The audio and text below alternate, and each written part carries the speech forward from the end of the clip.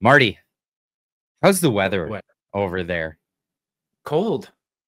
Yeah, Really? cold. Is Actually, it yeah, my cold? furnace is going. I was sitting down this morning and I'm like, what's that noise? And the furnace was going, and I walked by the house and it's cold in the house. And sure enough, furnace has been going. Very rainy. I don't dare plant my garden yet. I planted parts of my garden. I mean, sure, you can never plant before May long weekend, right? That's kind of or May 24th. That's kind of the tradition.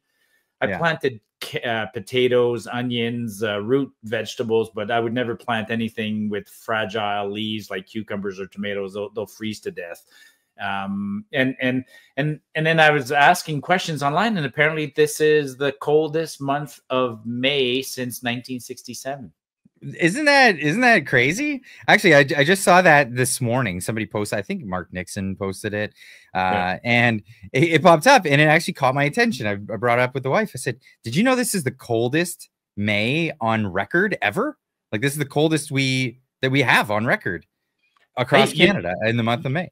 You know, it's the last thing that also the last thing that happened in 1967.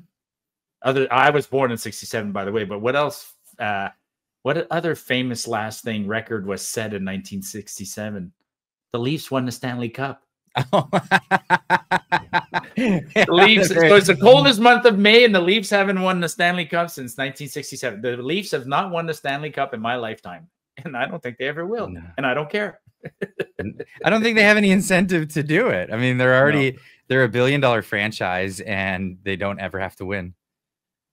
Yeah, you know, and back to the weather, like it is noticeable for you and I, right? Like not the weather itself, but what's really noticeable for me is how the narrative gets changed, right? Like like I pay attention to this, so it's fresh. Like right now, it should be it should either be forest fire or drought in the media cycle, and they can't talk about either right now because it's not wet and cold.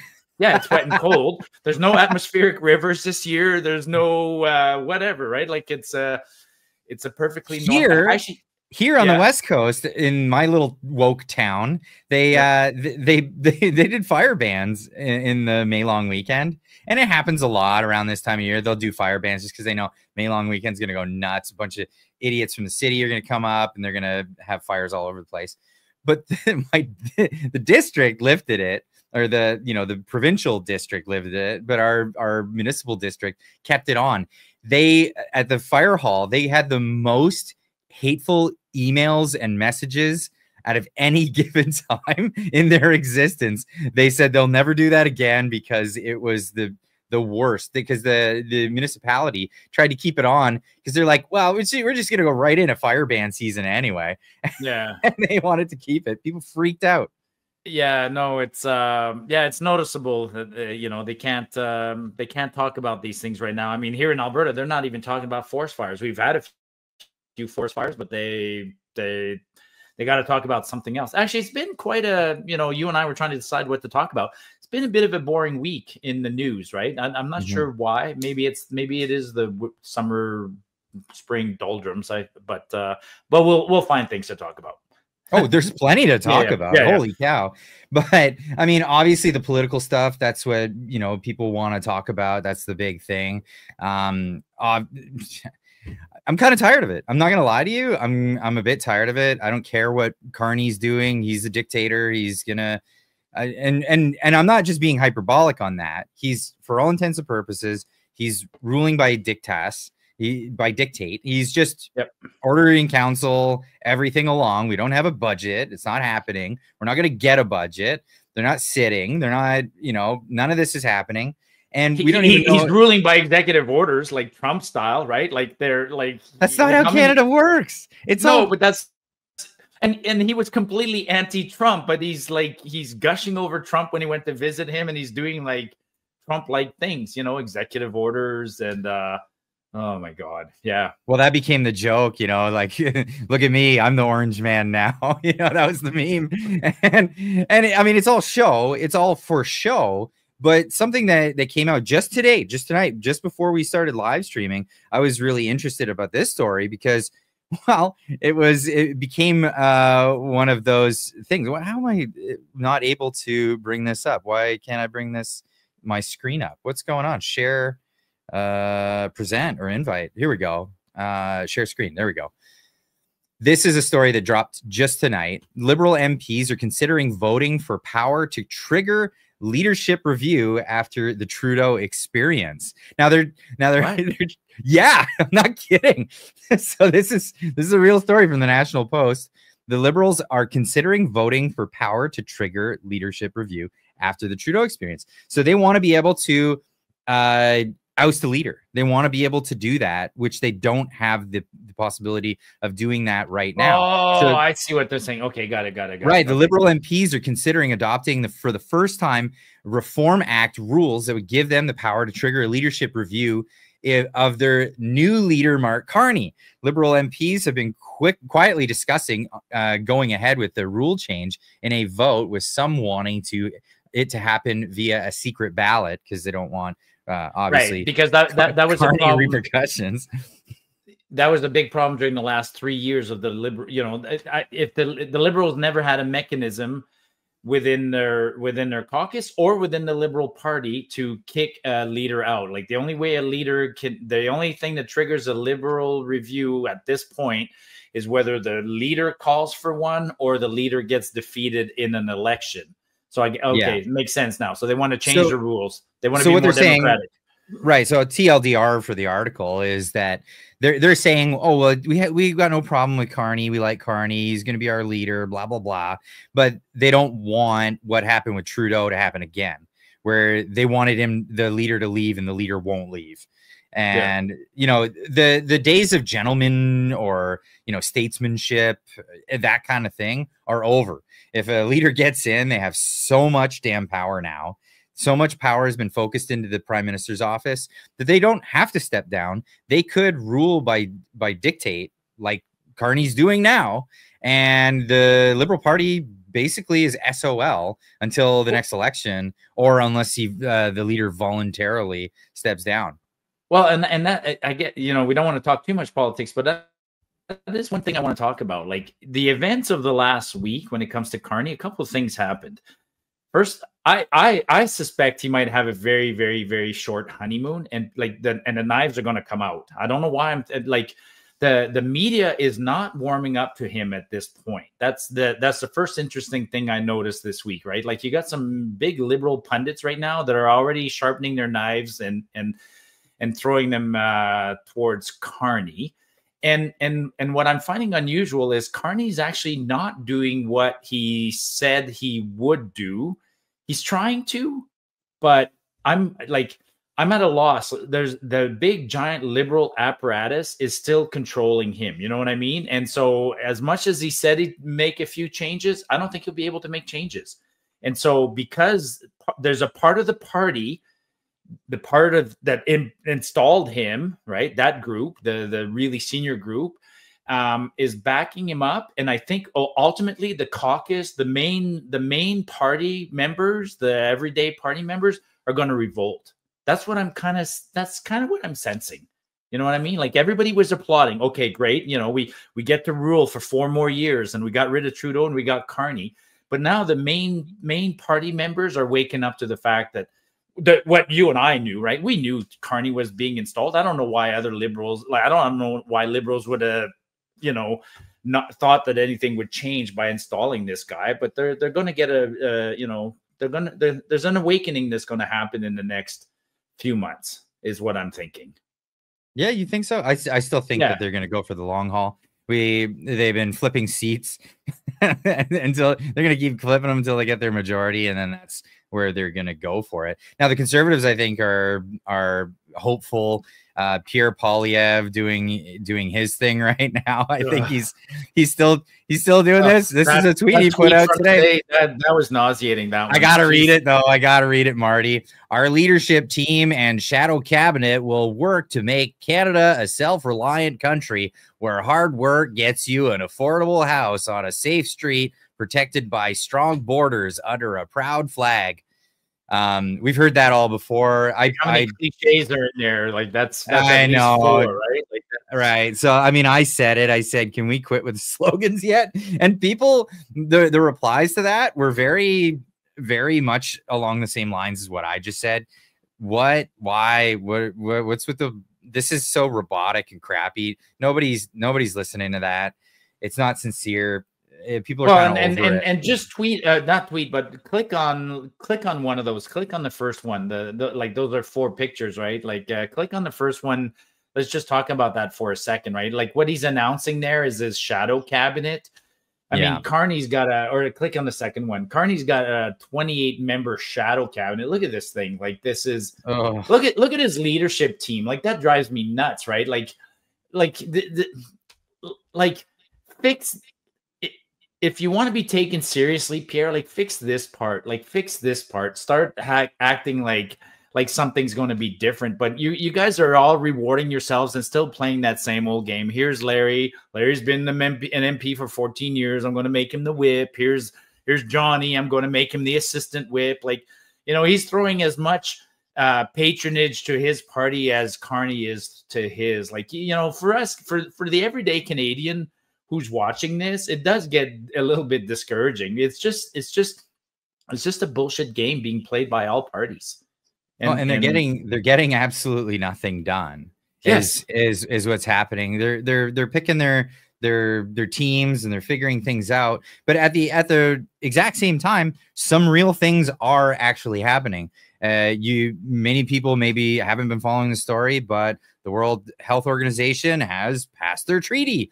That treaty that we've all been trying to avoid. You remember all the writing campaigns and all that stuff. Leslie Lewis working her tail off. As soon as government's prorogued or put off to the side, they just put it through. They just put it through, and there it is. It's happened. And you know, I think sovereignty was a big issue in the campaign. Well, this is really relinquishing a lot of sovereignty. This whole pandemic treaty. Now, I want to be big old hats off to Donald Trump down south, because as the leader of the free world, he said, "Screw it." They left the World Health Organization. They said this is some extraordinary body that's trying to do exactly what it's doing: usurp people's or different countries' sovereignty. Step in. It's another agency that's going to make recommendations for pandemics. Reading through this, anyone who hasn't covered or listening to the coverage of this, one of the things that the World Health Organization can list as a pandemic, climate change. Yeah. They can come out and say climate's changing. It could be the coldest month in May ever recorded in Canadian history, and they could say, see, it's changing. It's an emergency. We need to make some preparedness steps and lock people down. It's crazy. I'm serious. It gives them censorship power, and it gives them these crazy emergency powers for also, like, look at what's happening in southeast BC with the ostriches. Similar idea, right? Like the ostriches are just big birds living on a farm, doing no harm to anyone, being raised for research. And now you got government people coming in and, bird flu. And like, you know, we got to kill the ostriches because they might lead to bird flu. And then if there's bird flu, I'm actually surprised that they're doing that, because you'd almost think they want to, that at some point they'd be happy to have a bird flu outbreak, because a bird flu outbreak then lets the big pandemic plan kick in, right? Like what's the expression? I've said this before. Marty, like, yeah. You know what the irony of this whole thing is? That ostrich farm is not for meat. They're not there for meat. They're there for research on immunization. Yeah. Yeah. And what's one of the biggest things that they're working on for the research? Immunizing against freaking bird flu. Yeah, I know. So this is the most amazing thing, because those ostriches right now, because they breed them for their immune systems. They breed them for their immune. But the immune system's in the eggs, right? So this is how it works. Like, you know, TLDR on the research. Here's how it works. They give inoculations to these ostriches to trigger immune response. They produce a ton of antibodies, and then they lay eggs. Those eggs then have tons and tons of antibodies in them. They have these crazy immune systems that help them survive since the prehistoric era. That's why they're like dinosaurs and they're still around. They survived everything. Their immune systems are insane. And so because of this research, I'm not kidding. These birds in particular in British Columbia, have the antibodies to the bird flu. Yeah. Because they caught it and they recovered from it. Yep. And they want to destroy them because the government's this all-seeing powerful thing that just makes a focus on a thing and it just goes for it. But you know, they don't want natural's bad now. Natural's bad, right? So these birds are almost like working through the birds is almost a natural homeopathic cure. They don't want that. Who's in competition with them? Who behind the scene wants these birds dead? Moderna, Pfizer, all those companies, right? Everybody who's buddies with the people in office right now. Well, even remember in the early days of the pandemic, like call it month 2 of the pandemic. What was the silver bullet? How are we going to get our way out of the pandemic in month 2? By herd immunity. Yeah. And then we're like, well, okay, that makes sense. So test me. I got tested for antibodies. Test me for antibodies. And then I go, oh, I got antibodies. Okay, well, then I don't need the vaccine. Oh, no. You still need the vaccine. It's like, no, I got antibodies. But antibodies are cheap, free, efficient. And no, there's no money to be made on naturally acquired herd immunity. So yeah, the poor ostriches. So I was talking with some of the people from the farm. Oh, okay, you did. Okay, I was going to say, let's not go away from the story. Yeah. So I did talk with some of the people from the farm, Karen to be exact, and she's like the head of the research team and all of this. And she was telling me they could potentially, with the antibodies that they have, rid the planet by inoculating the migratory birds with the antibodies that they have. So they could inoculate all these migratory birds, and then it's gone. They'd eradicate it. What movie was that done in? That was done in a movie.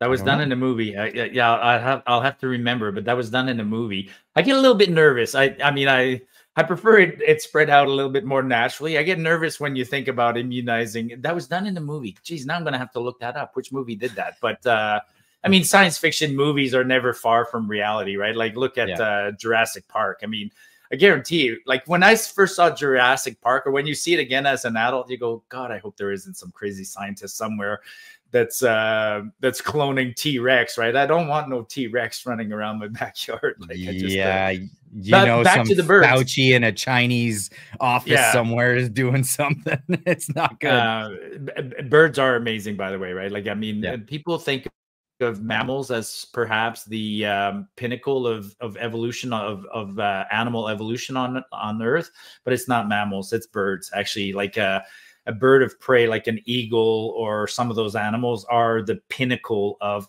Birds are more adapted than any mammal. Like there's mammals pretty much everywhere, but there's birds everywhere. In the water, on land, on the sea, anyways, just back to the birds. They got a stay of execution, right? So they're not being, they got to stay. Did you hear how that worked? Once in a while you win one, right? You lose a few, you win a few. Well, they got to stay. When did that happen? The stay of execution? This week. So the province of BC actually interfered. And the province of BC said to the federal government, you can't, we won't let you dispose of the birds or transport the birds anywhere. So they said to the federal government, if you go kill the birds, you can't dispose of them and you can't transport them unless you prove to us that they're safe. So if you prove to us that they're safe, then we're going to say, why are you killing a safe bird?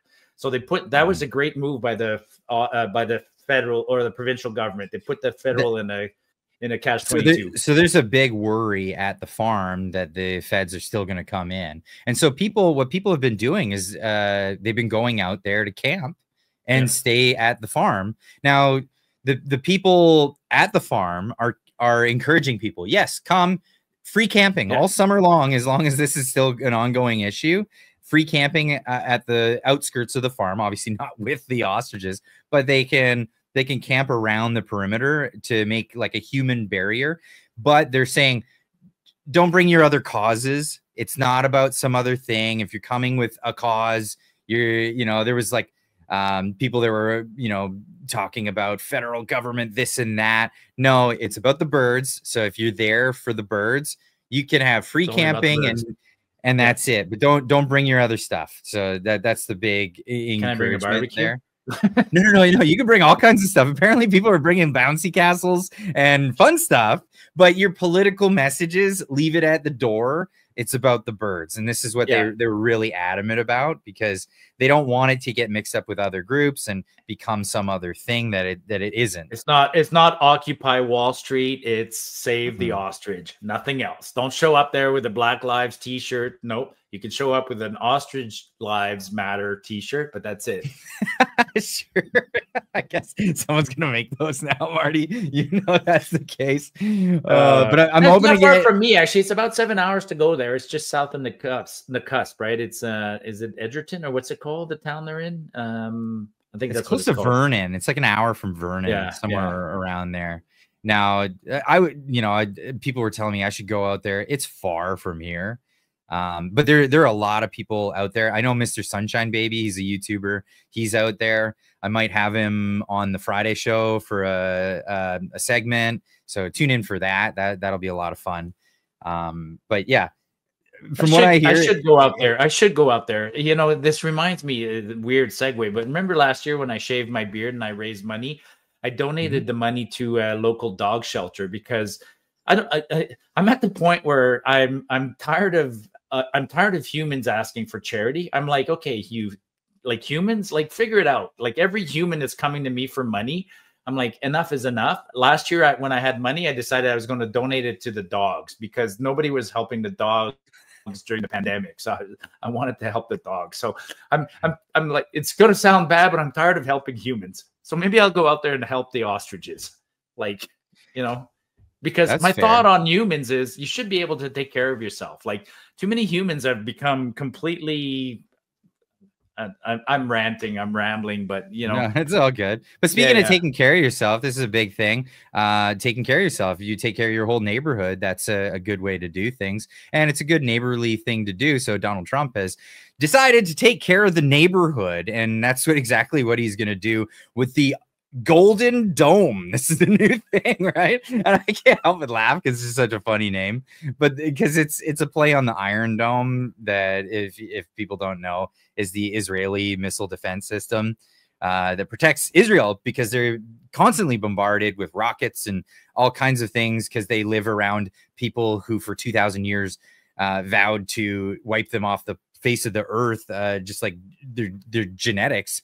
It's horrible, whatever that situation is. But Donald Trump has decided he's going to put together this Golden Dome. Now, the Golden Dome is, I mean, it's a good idea in my estimate. So the idea here is I think it's $175 billion program that's going to be a missile defense system in case countries like China or Russia or any other rogue nations, say Stormer stays in Britain long enough to want to go after America or something. I don't know.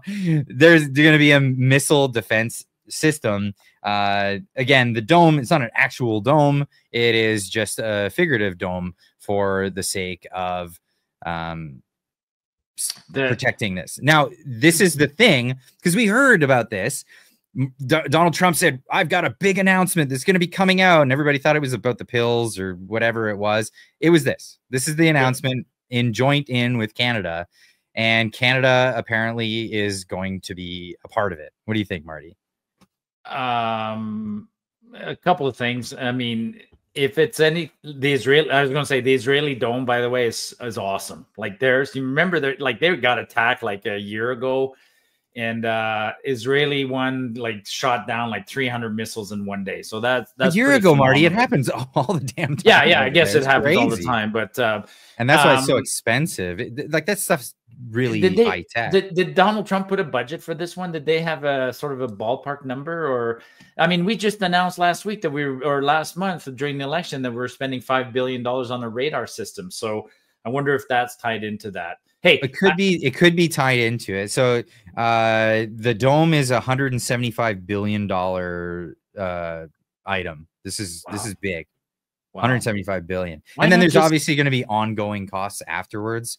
But who are we protecting ourselves from with the dome, right? The Russians? Why not just strike a peace deal with the Russians and forget about the dome? Like there's nobody else. I guess maybe the Chinese can attack us, but I thought Trump was busy making deals with China and Russia to start with. So why the dome? I mean, the thing about these things like the dome is that it just becomes outdated technology. You know what I mean? It's part of the arms race. So the dome works great. So then the Russians then come up with a hypersonic missile or something else, or the Russians hit us with balloons or whatever. Actually, that's often the counterintuitive things, right? Like sometimes really sophisticated technologies are defeated by point in case anyways. Well, that case, well, we can get into that, but I wanted to throw this one by you, Marty, because this was my response to it. I said, for the safety of the United States and of America and her citizens, I would not recommend having Canada as a partner in the Golden Dome. I don't think Canada should be trusted with the security when it is, in fact, a security threat to the United States of America. I think Canada is a security threat to the United States of America. Honestly. Well, they're not their director of their CIA, but they're the director of the CIA. Who a bunch of them said it this week, right? It was actually this week. The language in the US, that was the director of the FBI. That was Patel. I mean, you know, Trump this week again, interesting week because Trump goes to Saudi Arabia, Qatar, and United Arab Emirates, does $2 trillion in deals with them, and then comes back here. And immediately somebody in his organization slams us, Patel does, and then they do this deal. I'm still confused, man. I'm still trying to figure out. I've actually got the clip here. So are we friends with the Americans or not? I can't remember. Well, this is a difficult one. In the first 2-3 months that we've been in the seat under Donald Trump's administration, he has sealed the border. He has stopped border crossings. So where's all the fentanyl coming from still? Where's the trafficking coming from still? Where are all the narco traffickers going to keep bringing this stuff into the country? The northern border.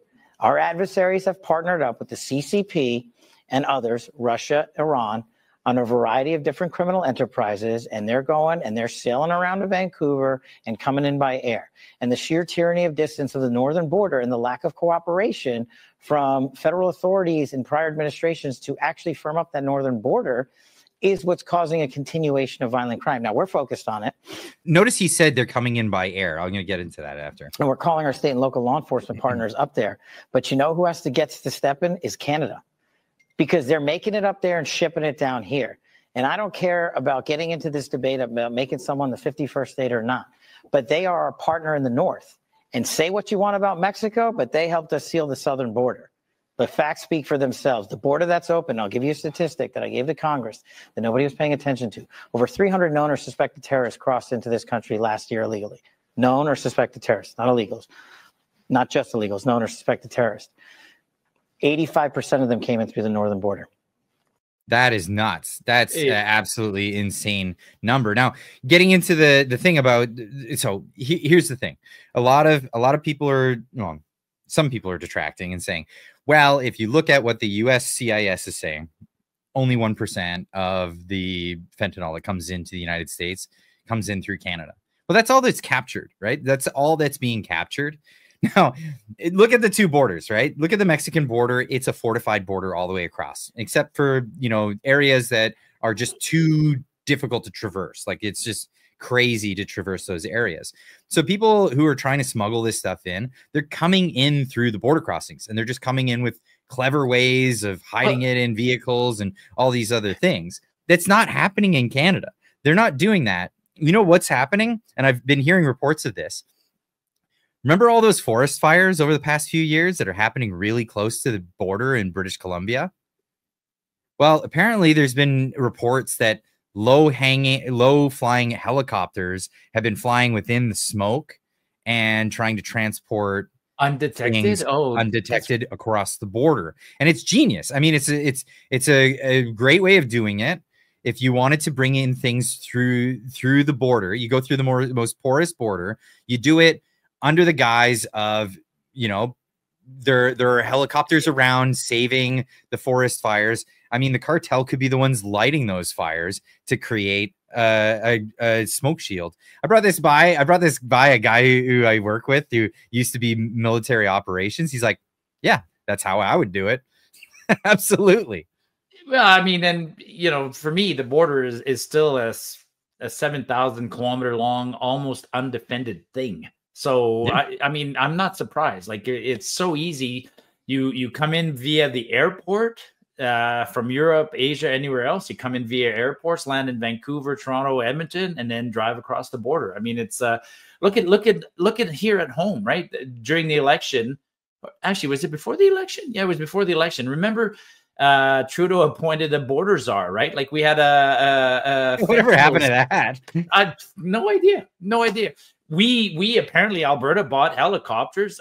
I've never seen a video of the helicopters flying the border. Nobody talks about it. No, it's crazy. But hey, can we make a weird segue? I mean, when you talk northern, like talking about northern borders and the dome, when I talk northern border, I'm thinking the north, right? Our undefended, like we're going to build a dome over the Arctic basically to stop Russians. And I've always said, like, they're not coming across land, man. It's too far to go. But no, it's for missiles. It's intercontinental ballistic missiles. That's what that's stopping. ICBMs and no, I get that. But we do protect our border with these amazing volunteers called Rangers, right? The Canadian Rangers are basically Inuit Eskimos who work hand in hand with Canadian forces, but the bulk of the work is done by the Rangers, the Inuit.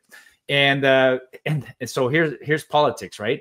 The Inuit had these amazing rifles. We gave them all Lee Enfield rifles after the Second World War. Like we had 1 million left over. We gave them all to them, and they liked them. But they're getting old, so we had to buy new rifles for those guys.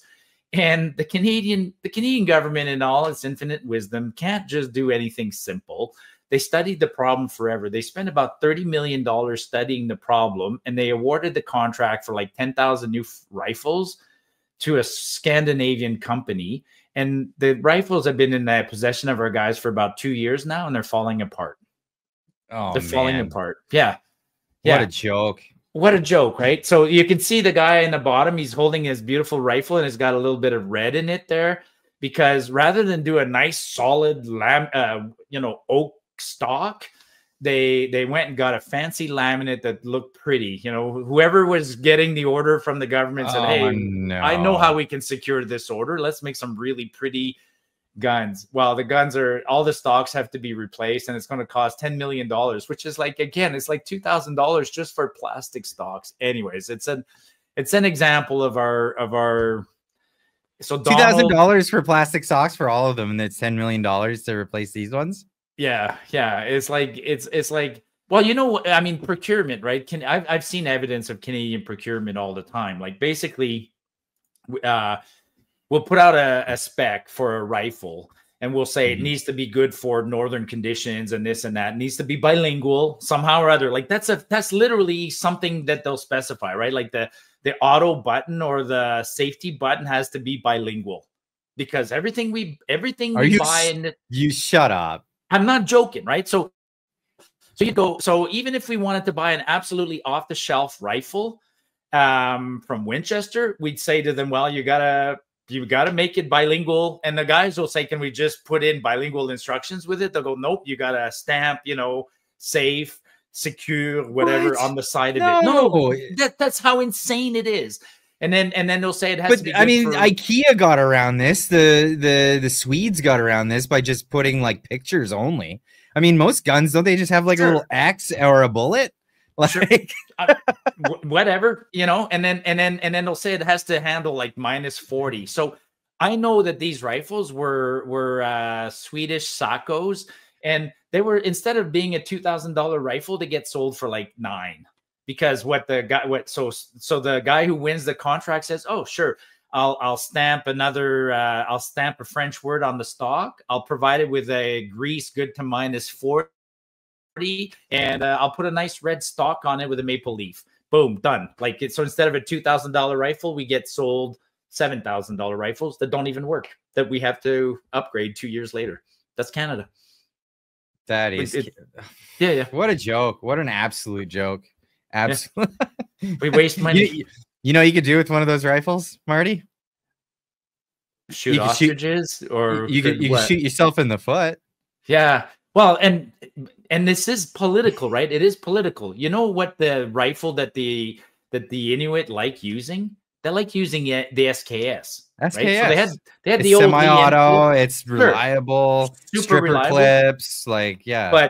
But the government didn't want them, and then the government banned a whole bunch of rifles with Bill C-21. What's the only rifle that hasn't been banned by the government? The government always bans rifles saying they're assault-style rifles. Well, the SKS is the only rifle I know of that's commonly sold that actually qualifies as an assault rifle by the government definition because it's been used in wars. So, yeah, you know, but so is the Enfield, and so is a bunch of rifles. Who cares? And so, but the Canadian government can't ban the SKS just yet. Why? Because it's popular with the natives, and they haven't found a good replacement for it. So the SKS is $6.99 at Canadian Tire. Like, you can literally buy one for $6.99. So the old adage is, yeah, if it ain't broke, don't fix it. That's, yeah. And people say, well, it's semi-automatic and it might not work in the coldest temperatures. Like, trust me, it works. You know, it works. And if you're worried about them lasting, just give every Inuit 3 of them instead of just 1, and they'll make it last. Anyways, I digress. My God. Weren't those things engineered in Siberia? Like, basically, yeah. They're Chinese made. They were engineered as a replacement for the SKS was a rifle just before the AK-47. The SKS was developed by the Russians just at the end of World War II. Never got into service in World War II. Got issued in huge quantities during that peace period. I think some of them got used in 1952 in Korea, and then after that they got replaced by the AK-47. But the SKS, there's short about order, yeah. Yeah, I'm going to say I'm going to guess there's 20 million of them that were made, and I bet you there's a million in Canada alone. When I was younger, they were $200, $250 if you had one with a bayonet on it.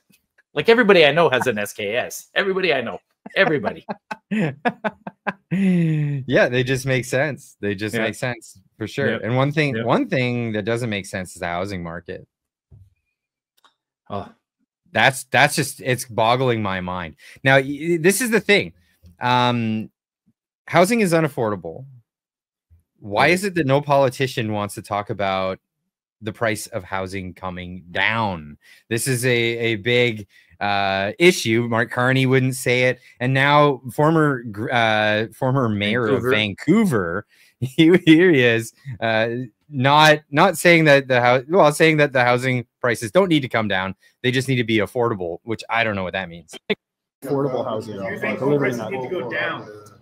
No, I think that we need to deliver more supply, make sure the market is stable. It's a huge part of our economy. We need to be delivering more affordable housing. The government of Canada has not been building affordable housing since the 90s, and we've created a huge shortage across Canada. That's where the big need is right now. And 100% wrong. 100% wrong. So I just wanted to go over this one. Okay, so housing. Couple things. Okay, well, so what's cheaper than a house's price that's coming down? Say that again. Well, what's cheaper than a house that's price has come down? He's saying that the government doesn't want the housing prices to come down, and we all know why. Because a bunch of boomers voted them in, and they don't want the equity to go down in their homes. They want to still be able to take out loans based on the equity. They still want to have this value to be able to sell their home in the future, whatever. They're going to get capital gains from them at some point. And I honestly think they don't want us living in homes, because when you live in a home, you own a chunk of real estate or land, and you're less dependent on anybody else. I mean, it's one of the most empowering things you can do is own a chunk of land and own your own house. And so the government doesn't want you to own a chunk of land. It's one of the things, but I mean, yeah, broadly speaking, we talked about this. 20% of Canada's GDP, like the largest contributing sector to our GDP, is real estate and financials. It's insane. In the country that is absolutely resource rich like we are, but we don't want to develop our resources. Oil is bad. Uranium's bad. Cutting trees is bad. We stopped doing all those great things, but then we had to find something else to prop up our economy so we could claim we're in the G7. So what's left? We have this false economy based on real estate. And so that's the first part. They don't want the prices coming down. But and when he says it's not about it's only about supply and demand. It's not about affordability. Bullshit. I looked at it last week. You just go to realestate.ca, the most common app for buying and selling homes. There's 269,000 homes for sale right now in Canada at any given time, but they're not selling. Why? They're too expensive. Well, here's the thing. So like what are the biggest markets in Canada? Toronto, Vancouver. They're sitting there with empty places that just cannot sell. And most of them condos, because they went into building affordable condos. This is what they did. People wanted to move to the cities. They wanted to live in the cities. And they're doing exactly what Gregor Robertson is talking about. Build affordable homes. Well, guess what? Nobody wants to live in a shoebox. Nobody wants to live in a shoebox. They don't want to pay the price that are listed for these shoeboxes. You can't build them for any cheaper because the price of all of the things and the regulation and all of this stuff costs a fortune. So nobody's buying new. You could build something that's cheaper, but that's going to be hard. Or you can let the market correct itself and have a crash and have all the prices come down. And they're dragging their feet. Like Tiff Macklin lowered the interest rates, which did what? It created more access to capital, which immediately threw more people looking for homes, which drove the prices up. He's delaying. This sucks, folks. This sucks. This sucks. Mm-hmm. We're going to have a housing crash. We're going to have a crash where everybody's house loses 20-25% of its value. And there's no way around it. It's for the good of the wouldn't that nation. Be nice? Yeah, wouldn't that be nice if that was the only value lost in this one? I'm sorry. Like I have to just say this. They've been kicking the can down the road so far and doing every measure that they can to prolong and push off the inevitable of a housing bubble, that they're now getting in the territory of destroying the entire economy based on how leveraged our economy is. Our housing represents nearly 40% of Canada's GDP. If Canada's GDP, if 40% of it went down by 20%, it's not going to go down by 20%, Marty. If it crashes, imagine all those extra homes that were built during this big boom period. All of those condos hit the market. How far do you think the bottom is on a market like that? If everybody floods into the market and says, I got to get rid of this. I got to get out of here and get into the rental market. We have a recent example in history in the United States in 2008 when their housing market crashed, and it was a 20% correction. I mean, it's not the end of the world, and they came back healthier and stronger. But in the areas where it was most affected. So it wasn't the entire economy across the whole board in the United States. It was specific pockets in different areas. And those areas, they went vacant. Some people actually decided in that time, and smartly, a lot of these people, they just said, I'm not paying my bills. They just stopped paying their bills. And they asked for the original, show me where I signed and I have to owe money because they've been traded. And but we're splitting hairs here. It has to happen. I mean, the extent to which it happens, it's survivable and we recover from it. It happened in 1980 in Alberta here. My mother cried for 6 months when we sold our house. That's my memory as a kid, was my mom crying for 6 whole months because there was a crash. We sold the house and we had to downsize, and my mom cried for 6 months. And it's going to happen again at some point. I say this to boomers, do you seriously think that, you bought a house for $75,000 30 years ago and it's worth $2 million?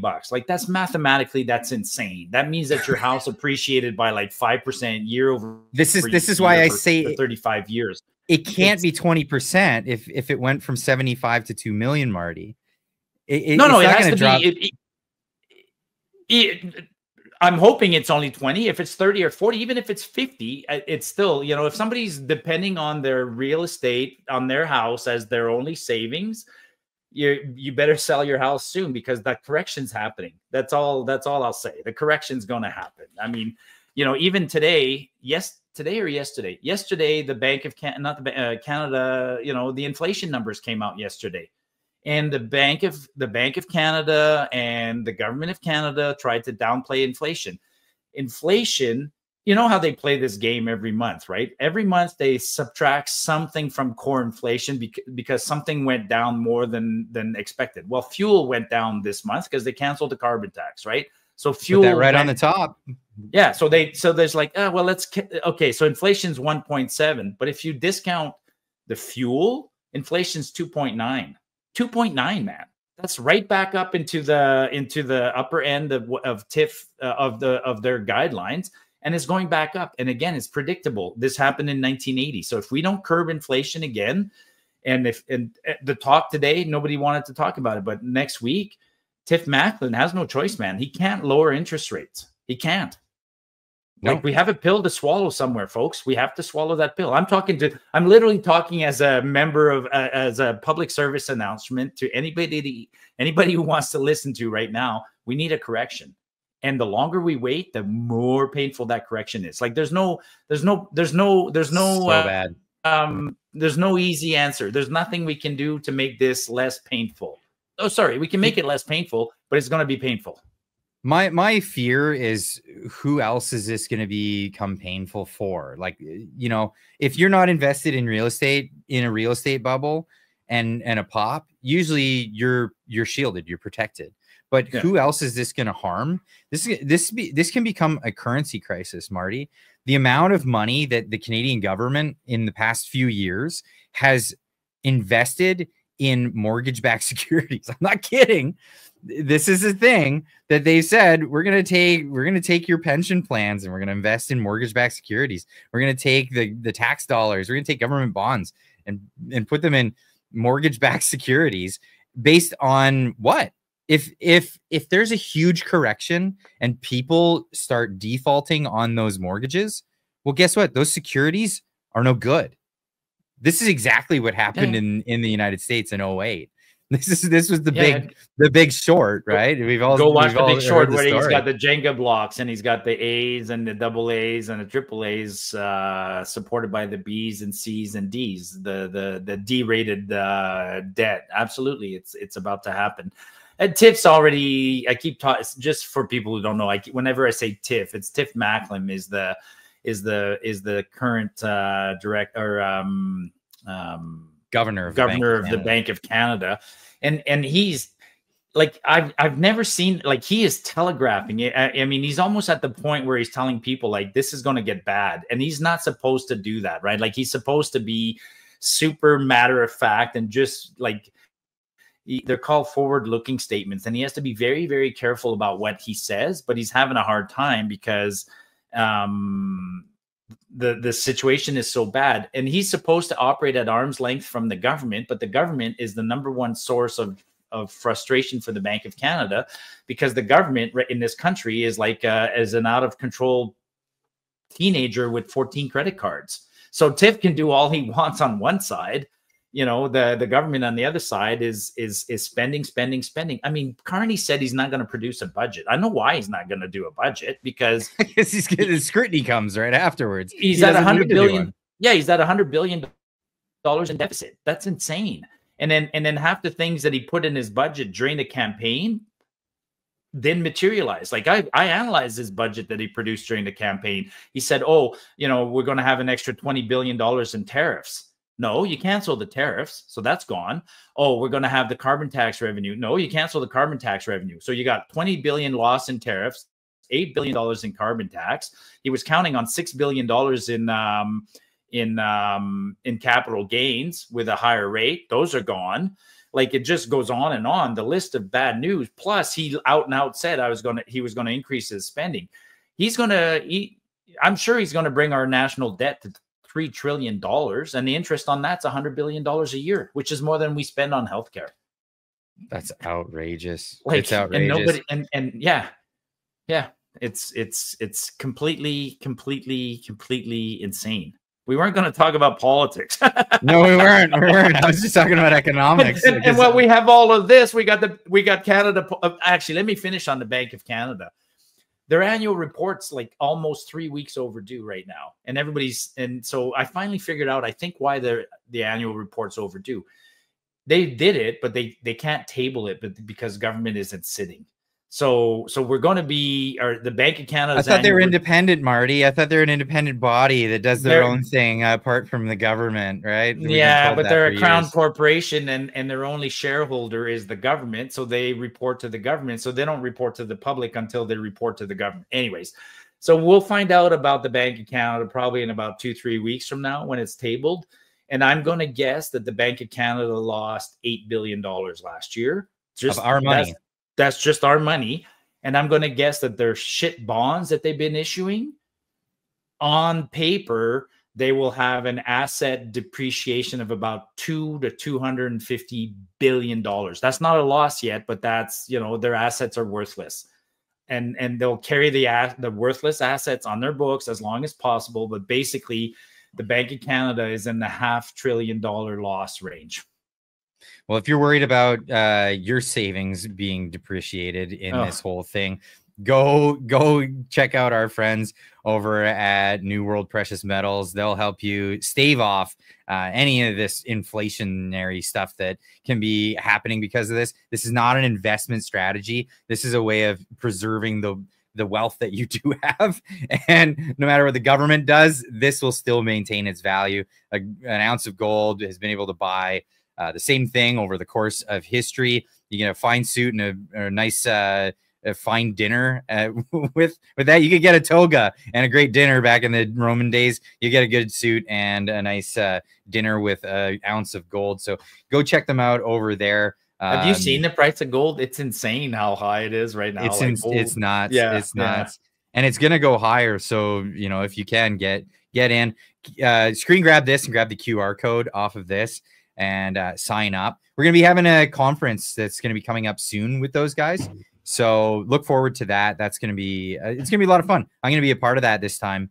So if you guys are interested in that, pay attention to the channel. We'll be the other thing that's sky high, and it corrected a little bit today, but Bitcoin, I think Bitcoin's at $150,000 for one coin, one Bitcoin. Like $150,000. 150,000. Remember when they made fun of Pugliese for telling people to put money in Bitcoin? Man, like it was like 56,000 at the time. Yeah.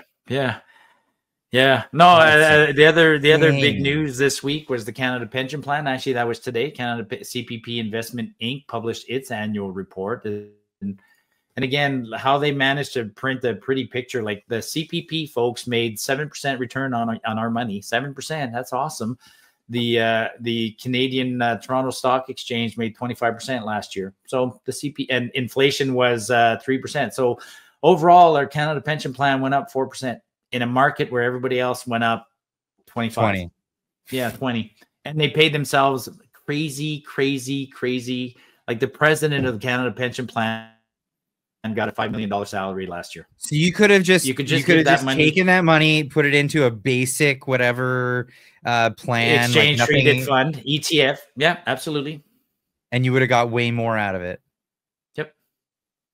Wow, worth the you bonus. Might pay more fees. Right. You'd pay more fees, right? Like technically, let's say the Canada Pension Plan right now is about $500 billion, which is a big chunk of money. But I could break that up into $500 billion chunks. So plenty of pension plan mutual funds on the planet are big enough to manage. I could go to any of them and say, here's $100 billion, manage it for me. Most of them would charge you about 1.5% service fee. I bet you for that price, you get them down to say 0.9. So you'd have to pay somebody $90 million a year, but I'll pay $90 million a year if they get me 20% return on investment. No problem. So, I mean, people say, well, it's cheaper to manage it ourselves because the salaries of the employees at the CPP was only $1 billion. I'm like, yeah, $1 billion, but they only got a 7% return on investment and inflation was 3%. So they only made 4%. Like, no, it's brutal. It's not money well spent. So, well, time well spent is the after stream when we take questions. So if you're listening to this after the fact, are we there already? 1 hour already? Oh there, my God. So if you're watching this after the fact, you got to check out the live stream version of this because that's when we go into the Q&A afterwards. If you're here for the live, stick around, don't leave just yet, but we are going to end the podcast for the next day. So everybody stick around, but for you guys at home, I guess you say that. What would you say? Marty, where can people find you? Marty Up North on Twitter, or X as it's called, and Marty Up North on YouTube. Actually, I appreciate a lot of you guys are coming to my YouTube channel and watching a few of my videos and leaving comments. I appreciate that. Thank you. And I promise I'm going to be more active on YouTube. I've taken a year off of producing hiking videos, but I will produce a few this summer.